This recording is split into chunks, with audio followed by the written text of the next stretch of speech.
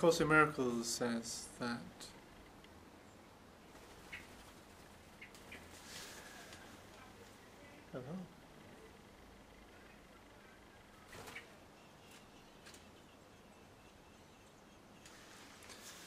there's the blackbird who lives here with us, and he's feeding his young. They recently had some young blackbirds, and they eventually could fly, and they've been doing this most heroic stuff, defending their young against the assault of these wonderful characters called magpies. And oh, there he is. So there, hello. And crows. A Course in Miracles says, do not teach anyone that they are what you would not want to be. Do not teach anyone that they are what you would not want to be. For your brother or your sister is the mirror in which you see yourself, as long as perception lasts. So your mother, your brother and your mother is the mirror in which you see yourself. Do not tell them that there's something that you would not want to be. For you're really looking at yourself. The Course says that we either extend the kingdom of God, which is love, joy, the peace that cannot be understood, perfect peace, or we project illusions. We project our guilt onto another. We separate from the other and project from our minds what we would not have in here, and we make the other responsible for it. But what we project is always in here,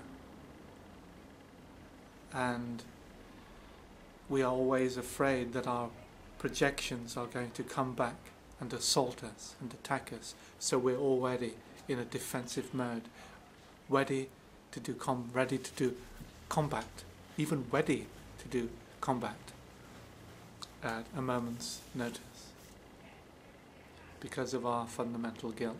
And that fundamental guilt, the Course would say, is because we feel at some level that we have rebelled against God, and that God's vengeance is coming. And all of our lives are spent competing, and at some level we feel that we are in competition with God. And if we would suspend that competition and allow everything to be as it is, then the true nature of what is would be revealed to us, and what is God.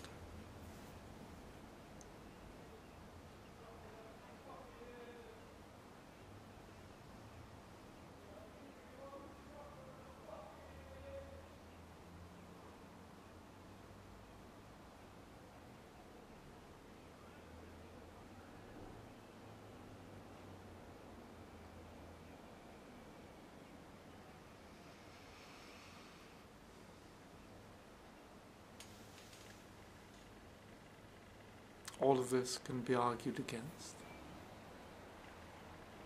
Whatever any human being says can be argued against. And we can spend our lives arguing. I mentioned something to somebody last night, and they said, "No, no, that's not it. What is it is."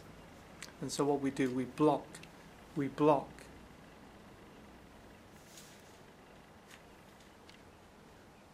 and stop.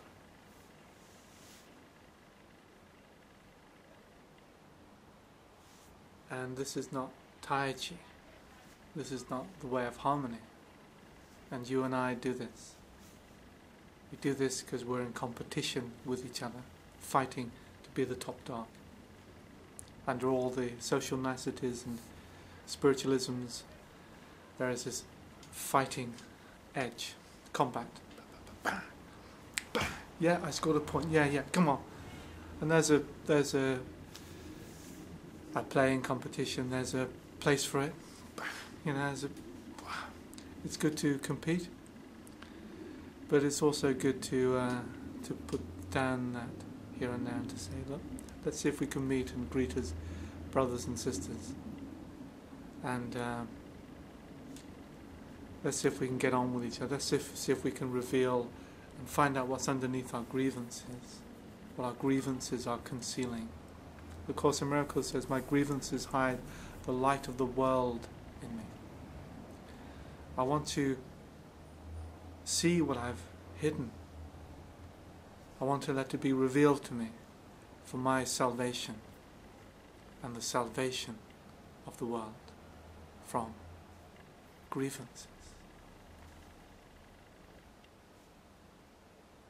from tribalism,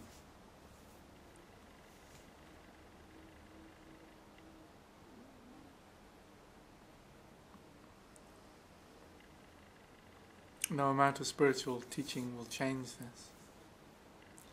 It depends upon me making a decision to accept the atonement, as the Course terms it, for myself.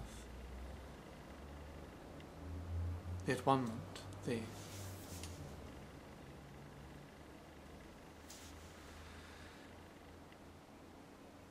it's a choosing to bless the sonship, to bless my brothers and sisters, and to stop cursing them. And every moment there is this choice. Either I bless or I curse. If I curse myself. If I bless myself and see myself in everyone. Easy words. The introduction to A Course in Miracles says, nothing real can be threatened. Nothing unreal exists. Nothing real can be threatened. Nothing unreal exists. Herein lies the peace of God.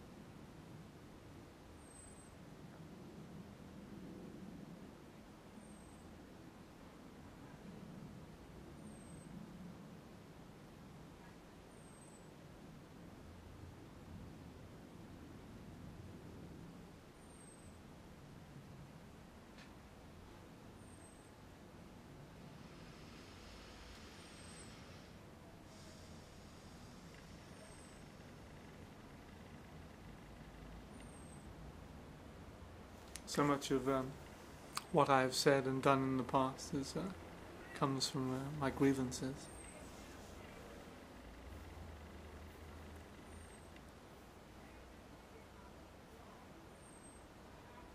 So much of what is spoken of in the spiritual world, Advaita, is really separation and the fighting to be the top dog and a projection of grievances, and I've taken part in that also. And it is not fulfilling.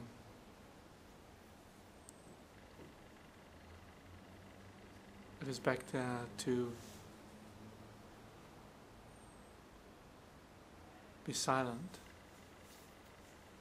and to take part in that.